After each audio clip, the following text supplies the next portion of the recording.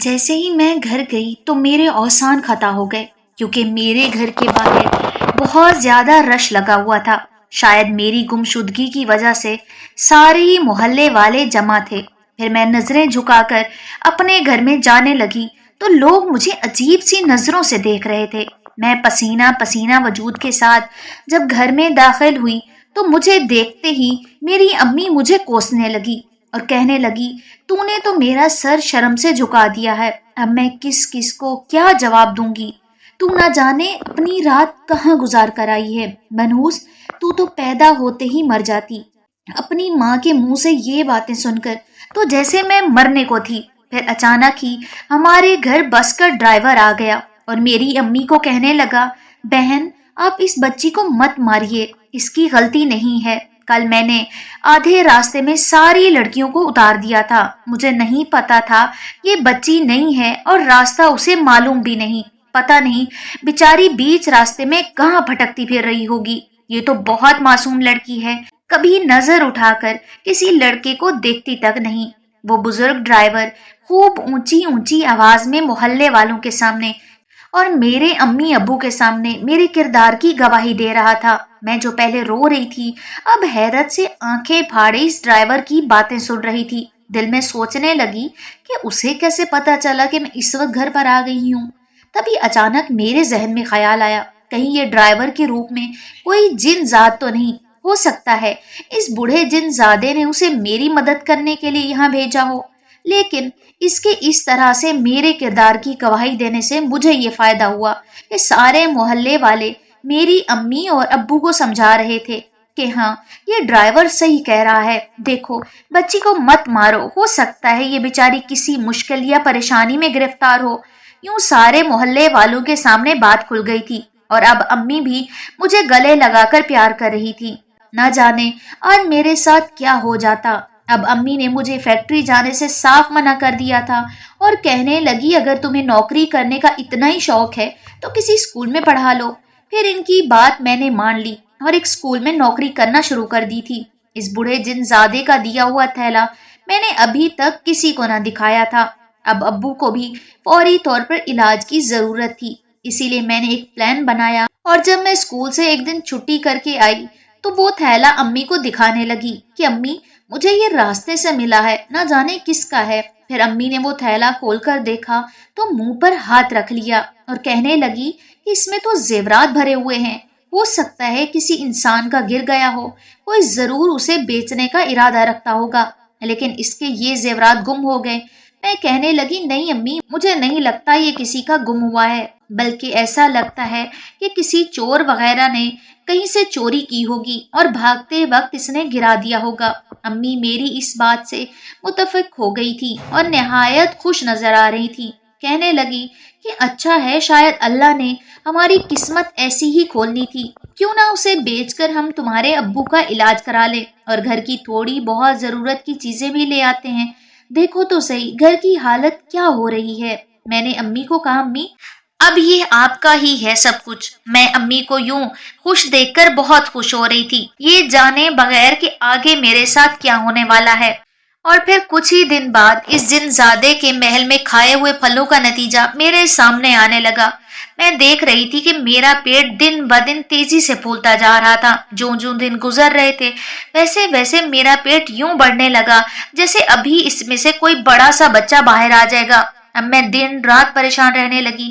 میں اسکول میں پڑھانے بھی جاتی تھی، اس لیے بڑی سی چادر میں اپنے آپ کو ڈھانپ کر رکھتی، اور جب میں یہ چادر اسکول میں اوڑھ کر جاتی تو میرے ساتھی کی ٹیچرز مجھے کہتی زارا تمہیں گرمی نہیں لگتی، تم اتنی گرمی میں بھی اتنی بڑی چادر اوڑھ کر رکھتی ہو، لیکن میں ان کے سامنے مسکرا دیتی اور بہانہ بنا دیتی مجھے ایسا ہی اچھا لگتا ہے۔ اب میں بہت پریشان رہنے لگی۔ پھر ایک دن میری چھوٹی بہن مجھ سے کہنے لگی آپی آپ کو کیا ہوا ہے، آپ کچھ عجیب سی لگ رہی ہیں۔ اس کے منہ سے یہ بات سن کر میں گھبرا کر اپنے آپ کو ڈھانپنے لگی اور کہنے لگی ہاں میری طبیعت ٹھیک نہیں رہتی، شاید گرمی کی وجہ سے میرا بلڈ پریشر لو رہنے لگا ہے۔ یہ بات امی نے سن لی تھی اور فوراً ہی میرے پاس آئیں اور کہنے لگی چلو میں تمہیں ڈاکٹر کے پاس لے کر چلتی ہوں۔ امی کی بات سن کر میں گھبرا گئی اور کہنے لگی نہیں امی، مجھے ڈاکٹر کے پاس نہیں جانا، بس آپ مجھے شربت بنا کر دے دیں، میں وہی پی لیتی ہوں۔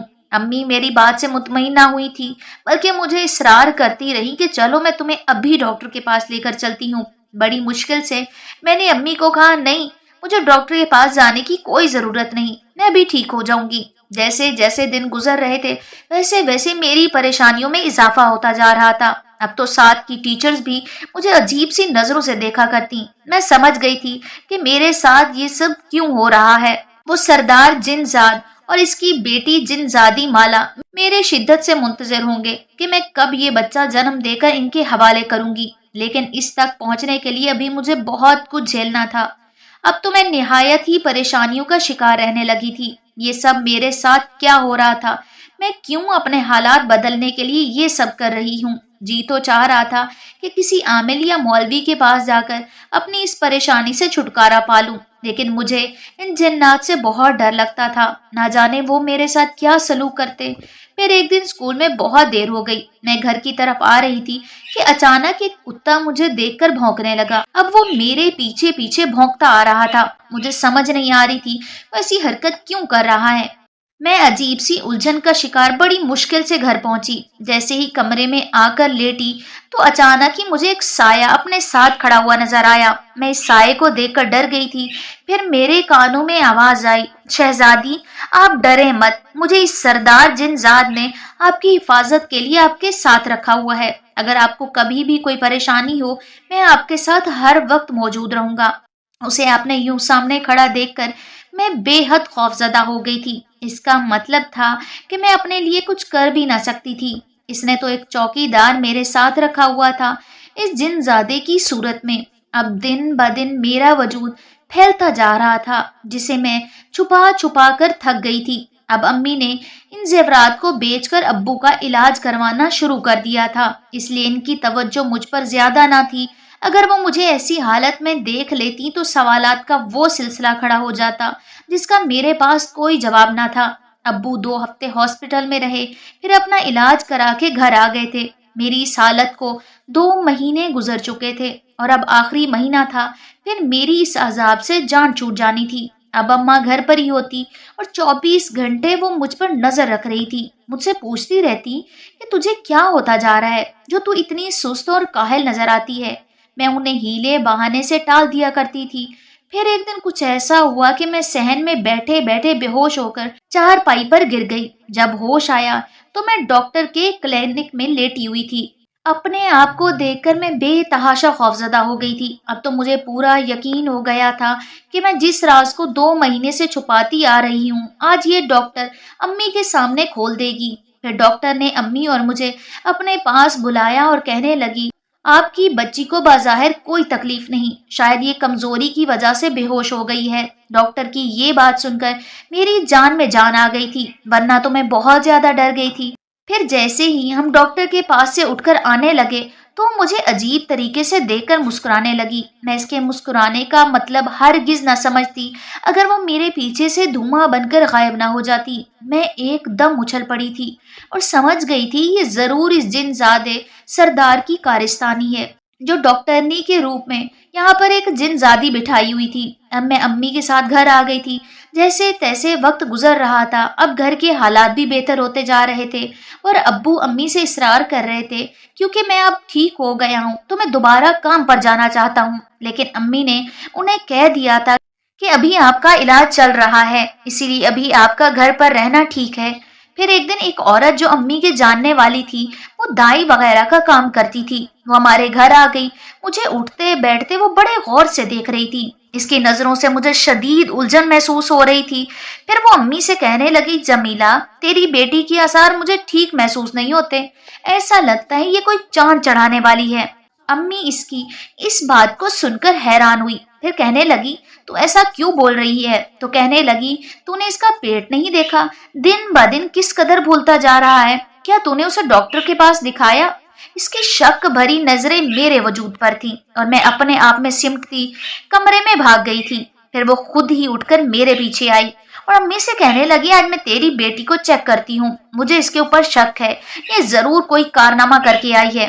اب امی اور اس نے پکڑ کر مجھے چارپائی پر لٹایا اور وہ زبردستی مجھے چیک کرنے لگی، پھر حیرت سے چیخنے لگی، اس کو فوراً ہی کسی کنویں میں دھکا دے دو کیونکہ یہ تمہاری بدنامی کا باعث بننے جا رہی ہے، اس کے پیٹ میں تو کسی کا بچہ پل رہا ہے۔ میں روتے روتے امی کو کہنے لگی، نہیں امی یہ جھوٹ کہہ رہی ہے، ایسا کچھ بھی نہیں۔ لیکن اس دائی نے میرے وجود پر سے وہ چادر کھینچ کر امی کو پکا ثبوت دے دیا تھا۔ امی مجھے خوب پیٹ رہی تھی اور کہنے لگی، جا دفع ہو جا میرے گھر سے، اس سے پہلے کہ تیرا باپ یہ ساری حقیقت جان جائے اور وہ مجھے طلاق دے دے، اس سے پہلے یہاں سے نکل جا۔ میں امی کو رو رو کر کہہ رہی تھی کہ ایسی کوئی بات نہیں، یہ دائی آپ سے غلط بیانی کر رہی ہے، لیکن امی میری کسی بات پر بھی یقین کرنے کو تیار نہ تھی۔ انہوں نے مجھے گھر سے نکال دیا تھا۔ میں روتی ہوئی گھر سے نکل کر باہر گلی میں سے جا رہی تھی۔ گلی میں آنے جانے والے لوگ مجھے حیرت سے دیکھ رہے تھے کہ یہ لڑکی اس طرح سے کیوں روتی ہوئی جا رہی ہے۔ چادر کو میں نے اپنے ارد گرد اچھی طرح سے لپیٹ رکھا تھا۔ امی شاید یہ سمجھ رہی تھی کہ جس رات میں گھر سے غائب تھی اسی رات کو میں نے کوئی کارنامہ کیا تھا۔ اب اس بوڑھے جنات اور اس کی بیٹی جنزادی مالا کی وجہ سے میری زندگی عذاب میں پھنس گئی تھی۔ میں تو امی اور ابو کا بھلا کرنے جا رہی تھی، لیکن یہ نیکی تو میرے ہی گلے پڑ گئی تھی۔ چلتے چلتے میری حالت نہایت خراب ہو گئی اور پھر میں تھک ہار کر ایک درخت کے نیچے بیٹھ گئی۔ اچانک ہی ایسا محسوس ہوا جیسے میرے سامنے کوئی کھڑا ہے۔ میں نے نظر اٹھا کر دیکھا تو وہی جن ذات چوکیدار میرے سامنے کھڑا تھا۔ پھر وہ مجھ سے کہنے لگا، ہمارے سردار نے مجھے خاص طور پر حکم دیا تھا کہ میں آپ کا بھرپور خیال رکھوں گا، اگر آپ کہیں تو میں اسی وقت اسی دائی کو جا کر سبق سکھاتا ہوں، انہوں نے جو آپ کو اس قدر تنگ کیا۔ میں نے اس سے صاف منع کر دیا اور کہنے لگی کہ تم کس کس کو سبق سکھاؤ گے، اب تو پوری دنیا کو ہی میرا راز پتہ چل جائے گا۔ میں کافی دیر تک اس درخت کے نیچے بیٹھ کر روتی رہی۔ پھر وہ جنزاد مجھے کہنے لگا، آپ ہمارے محل میں چلیں، جب تک آپ کی یہ حالت ہے وہاں پر آپ آرام سے رہ سکیں گی۔ اس کی بات ماننے کے سوا میرے پاس کوئی بھی چارہ نہ تھا۔ پھر میں نے اپنی آنکھیں بند کر لی اور اب میں خود کو ہوا میں اڑتی ہوئی محسوس کر رہی تھی۔ اس جنزادے کے ساتھ میں واپس محل میں جا رہی تھی۔ جب میں وہاں جا کر بیٹھی تو وہ بوڑھا جنزاد میرے پاس آیا اور کہنے لگا، تم تو اپنے گھر والوں کے ساتھ اتنی بڑی نیکی کرنے جا رہی تھی، پھر انہوں نے تمہارے ساتھ ایسا کیوں کیا؟ پھر میں غصے سے اس بوڑھے جنزاد کو کہنے لگی، یہ سب تمہاری وجہ سے ہوا ہے، نہ ہی تم مجھے اس عذاب میں پھنساتے اور نہ ہی میرے ساتھ یہ سب ہوتا۔ تو وہ کہنے لگا، اس کے بدلے میں نے تمہیں بہت سے قیمتی زیورات بھی دیے ہیں جو تم نے اپنی ماں کے حوالے کر دیے، لیکن پھر بھی دیکھو اس نے تمہارے ساتھ کیسا برا سلوک کیا۔ میں پوری طرح سے بد دل ہو چکی تھی، اس لیے خاموشی سے بیٹھی رہی۔ اب جتنے دن تک میں اس مصیبت میں گرفتار تھی مجھے وہاں پر ہی رہنا تھا۔ محل میں ایک سے بڑھ کر ایک کھانے کی چیز تھی اور رسیلے پھل اور فروٹ میرے سامنے پیش کیے جاتے اور میری یوں خدمت کی جاتی جیسے میں وہاں کی ملکہ عالیہ ہوں۔ اب میں یہاں رہ رہ کر تنگ آ گئی تھی، جلد سے جلد اپنی دنیا میں جانا چاہتی تھی، لیکن مجھے اتنا پتا تھا کہ امی اور ابو مجھے ہرگز قبول نہیں کریں گے۔ پھر ایک دن جب میں سو رہی تھی تو مجھے ایسا محسوس ہوا جیسے میرے دائیں بائیں بہت سے لوگ کھڑے ہوں۔ میں غنودگی میں تھی، جیسے ہی میری آنکھ کھولی تو میں اچھل پڑی۔ وہ سب بے تحاشا خوش نظر آ رہے تھے۔ میں نے دیکھا کہ جنزادی مالا کی گود میں ایک ننھا سا بچہ تھا جو پیدائشی بچے کی طرح ہوتا ہے، وہ اسے پا کر نہایت خوش نظر آ رہی تھی۔ پھر وہ میرے پاس آئی اور کہنے لگی، مبارک ہو، آج میرا سپنا تم نے پورا کر دیا۔ یہ دیکھو، پورے 3 مہینے بعد میرا جنزاد بچہ میرے پاس آ گیا ہے۔ میں سب کو حیرت سے دیکھ رہی تھی کیونکہ یہ بچہ کیسے پیدا ہو گیا جب مجھے کوئی تکلیف ہی نہ ہوئی۔ جب میں نے یہ بات اس جنزادی سے پوچھی تو وہ کہنے لگی، میں نے تمہیں کوئی تکلیف نہ ہونے دی کیونکہ تم میری وجہ سے پہلے ہی بہت مصیبتیں اٹھا چکی ہو، اسی لیے میں نے اپنے عمل کی طاقت سے وہ تمام درد دور کر دیے جو تمہارے اندر پیدا ہونے والے تھے۔ ان جنات کی باتیں میں نہیں سمجھ پا رہی تھی، مجھے اب شدید درد ہو رہا تھا۔ اب میں یہاں پر زیادہ دیر رہنا نہیں چاہتی تھی، اسی لیے سردار کی منتیں کرنے لگی کہ اب میں نے اپنا کام کر دیا ہے، اس لیے میں واپس اپنی دنیا میں جانا چاہتی ہوں۔ بوڑھا جنزاد مجھے کہنے لگا، میں تمہیں تمہاری دنیا میں بھیج دوں گا، لیکن تم نے مجھے اتنی بڑی خوشی دی ہے، اس لیے میں تمہیں انعام کے ساتھ ساتھ اپنی تھوڑی سی طاقت بھی دینا چاہتا ہوں۔ تاکہ تم ہر چیز کا مقابلہ بخوبی کر سکو۔ پھر میں اس سے کہنے لگی، مجھے طاقت کی ضرورت نہیں، بس میں چاہتی ہوں کہ کسی بھی طرح سے میرے امی اور ابو واپس مجھے اپنے ساتھ رکھ لیں اور جیسے میں پہلے رہتی تھی ویسے ہی رہوں ان کے ساتھ۔ اس بوڑھے جن ذات نے میری بات مان لی تھی۔ پھر اس نے میرے کہنے پر عمل کیا اور مجھے بتایا کہ تمہارے امی ابو کا دل اب بدل جائے گا، اس لیے تم گھر جا سکتی ہو۔ اب اس نے وعدے کے مطابق مجھے بہت سے قیمتی زیورات اور تحفے تحائف دے کر رخصت کر دیا تھا۔ میں کچھ گھبرائی ہوئی سی گھر جا رہی تھی کیونکہ میں یہ سوچ رہی تھی کہ کہیں امی ابو مجھے دھتکار نہ دیں۔ پھر جیسے ہی میں گھر میں داخل ہوئی تو امی نے مجھے بھاگ کر گلے لگا لیا اور کہنے لگی، اس دائی نے جو بھی کہا تھا وہ سب جھوٹ تھا، میں اس کی باتوں میں آ گئی تھی، اسی وجہ سے میں نے تمہارے ساتھ اتنا برا سلوک کیا۔ جب تم یہاں سے چلی گئی تھی تو وہ پیچھے آ کر کہنے لگی کہ اس دن مجھ سے غلط فہمی ہو گئی تھی، تمہاری بیٹی کے اندر کوئی ایسی بات نہ تھی، میں نے تمہیں جگہ جگہ ڈھونڈا لیکن تم تو مجھے کہیں بھی نہ ملی۔ میں سمجھ رہی تھی کہ شاید تم کسی شیلٹر ہوم وغیرہ میں جا کر رہ رہی ہو، لیکن میں نے شہر کے ہر شیلٹر ہوم سے معلوم کرا لیا تھا لیکن تم کہیں پر بھی نہ تھی۔ میں خوش تھی کہ امی ابو کا دل اب پوری طرح سے بدل گیا تھا۔ پھر اس جن ذات کا دیا ہوا خزانہ میں نے اپنے کمرے میں چھپا کر رکھ دیا تھا اور چاہتی تھی کہ اسے وقت پر ہی استعمال کروں۔ یوں ہی کرتے کرتے کچھ عرصہ گزر گیا۔ میں دوبارہ سے اسکول پڑھا رہی تھی۔ چھوٹی بہنوں نے بھی کالج کی پڑھائی مکمل کر لی تھی۔ چھوٹی بہن کو بیوٹی پارلر کا کام کرنے کا بہت شوق تھا۔ وہ کہہ رہی تھی، اب میں چاہتی ہوں کہ ایک بہت بڑا بیوٹی پارلر کھول لوں۔ اس کا یہ آئیڈیا مجھے اچھا لگا تھا۔ پھر میں کہنے لگی، ٹھیک ہے، یہ تمہارا خواب ضرور پورا ہوگا اور میں ہر صورت اس کو پورا کر کے رہوں گی۔ وہ یہ نہیں جانتی تھی کہ میرے پاس ان جن زادوں کا دیا ہوا خزانہ موجود ہے۔ پھر میں نے دیکھتے ہی دیکھتے اپنے گھر کی اوپر والی منزل پر ایک شاندار بیوٹی پارلر بنوا دیا۔ امی ابو حیران تھے کہ اسکول کی اتنی تنخواہ میں اتنا بڑا بیوٹی پارلر اپنی چھوٹی بہن کو کیسے بنا کر دے سکتی ہے۔ پھر ایک دن جب میں اکیلی کمرے میں لیٹی ہوئی تھی تو اچانک ہی مجھے کسی بچے کے ہنسنے کی آواز آئی۔ یہ آواز سن کر میں حیران تھی۔ ادھر ادھر دیکھا تو مجھے کوئی نظر نہ آیا، لیکن اچانک ہی کمرے کے پردے کے پیچھے ایسا محسوس ہوا جیسے وہاں کوئی کھڑا ہے۔ میں جیسے ہی چارپائی سے اٹھ کر پردے کے پاس گئی تو پردہ ہلا تھا جیسے کسی نے اسے پیچھے سے ہلایا ہو۔ میں نے جلدی سے پردہ ہٹا کر دیکھا، میرے منہ سے چیخ نکلتے نکلتے رہ گئی کیونکہ وہاں ایک چھوٹا سا بچہ کھڑا تھا جو مجھے ہنستے ہوئے دیکھ رہا تھا۔ میں سمجھی کہ شاید یہ کسی محلے پڑوس کا بچہ ہے جو یہاں کمرے میں آ گیا، لیکن اس کی بات سن کر میں حیران تھی۔ جو مجھے کہہ رہا تھا، امی کیسی ہیں، میں حیران تھی کہ یہ مجھے امی کیوں کہہ رہا ہے۔ پھر میں نے اسے ڈانٹتے ہوئے کہا، کون امی؟ تم مجھے امی کیوں کہہ رہے ہو؟ میں تمہاری ماں نہیں ہوں۔ میری بات سن کر وہ زور زور سے کھلکھلایا اور کہنے لگا، نہیں، میں جانتا ہوں تم ہی میری ماں ہو، تم نے مجھے پیدا کیا ہے۔ اس کی بات سن کر میرے رونگٹے کھڑے ہو گئے تھے۔ پھر میرے دیکھتے ہی دیکھتے وہ دھواں بن کر میرے سامنے سے غائب ہو گیا۔ میں شدید خوف زدہ تھی اور دل ہی دل میں اس بوڑھے جن ذات کو یاد کرنے لگی۔ پھر اچانک ہی وہ میرے سامنے آیا تو میں اس سے شکایت کرنے لگی، تم نے اس بچے کو میرے پاس کیوں بھیجا؟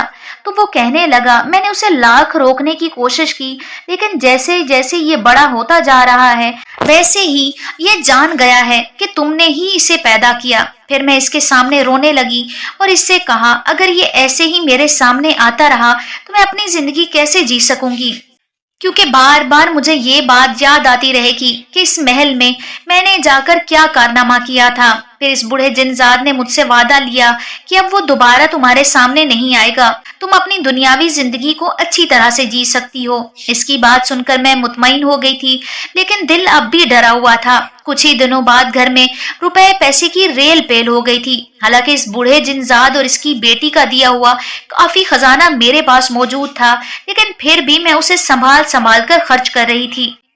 پھر اچانک ہی کچھ لوگ میرا رشتہ لے کر آئے امی ابو کے پاس۔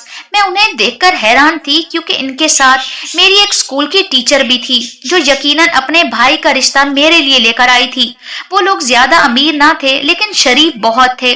ویسے بھی دولت کا مجھے کیا کرنا تھا، کیونکہ میرے پاس پہلے ہی بہت دولت موجود تھی۔ پھر امی ابو نے لڑکے کی شرافت دیکھ کر میرا رشتہ اس کے ساتھ پکا کر دیا۔ اب مجھے جلدی ہی اس گھر سے رخصت ہو جانا تھا۔ میں خوش تھی کہ ابو کا دل میری طرف سے بدل گیا تھا۔ وہ بھی دیکھ رہے تھے کہ کس طرح سے میں نے بنا کسی لالچ کے گھر کے ایک ایک فرد کی ہر خواہش پوری کی تھی۔ میں نے اپنے لیے نہ کوئی سپنا دیکھا تھا اور نہ ہی کسی چیز کی فرمائش کی تھی، لیکن میں خوش تھی کہ بنا بولے ہی مجھے سب کچھ مل گیا تھا۔ اگر آپ کو میری سٹوری پسند آئی ہو تو میرے چینل کو لائک، شیئر، سبسکرائب کریں۔ اللہ حافظ۔